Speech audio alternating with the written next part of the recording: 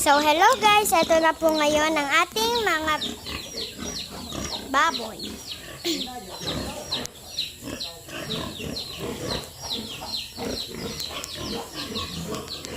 Buntis na po sila guys.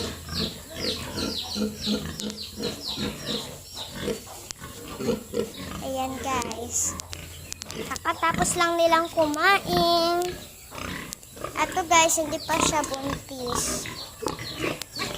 At ito guys, hindi pa rin sila buntis.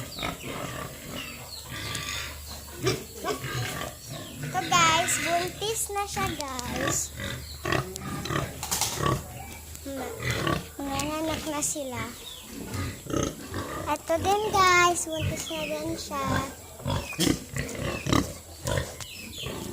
Ilang araw na lang guys, manganganak na sila.